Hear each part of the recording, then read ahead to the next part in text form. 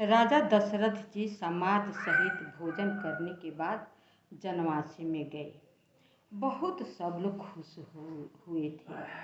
रोज नए नए मंगल हो रहे थे। कब दिन रात बीत जा रहा था किसी को पता नहीं चलता था। प्रतिदिन नए नए मंगल होते थे।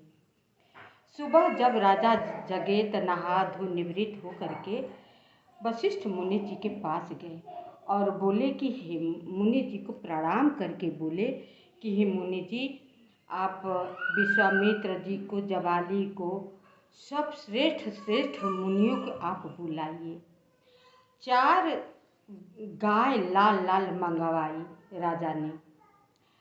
मंगवा करके सबको भली भांति पूजन करके सब मुनियों को पूजन करके और गाय दान दिए।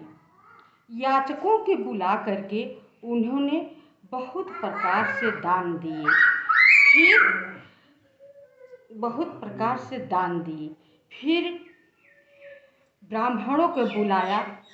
उन्हें बुला करके श्रेष्ठ वस्तुएं दान दे करके संतुष्ट किए करके राजा को सब मुनि ब्राह्मण मिलके बहुत सारे आशीर्वाद देते हैं। आशीर्वाद पाकर के राजा बहुत प्रसन्न होते हैं। ये प्रसन्नता राजा को कहीं नहीं जाती है। चारों राजकुमार दूल्हे के रूप में हैं। राजकुमारियां दुल्हन के रूप में हैं। मंडप में बहुत शोभा बढ़ रही है। नगरवासी यही सब लोग चाहते थे कि बारात कभी न जाए। जब राजा सुबह होकर चलने को तैयार होते हैं तो जनक जी प्रेमवश उन्हें राजा को रोक लेते हैं, जाने नहीं देते हैं। नगरवासी की उतना ही प्रेम था, वो लोग भी नहीं जाने दे रहे हैं। राजा संकोचवश रुक जाते हैं। इसी तरह करते करते बहुत दिन बीत गए। जनकपुर में सब लोग बहुत खुशहाल थे। एक दिन राजा बोले मुनि जी से कि अब मैं चलना चाहता हूँ, मुझे आज्ञा दीजिए।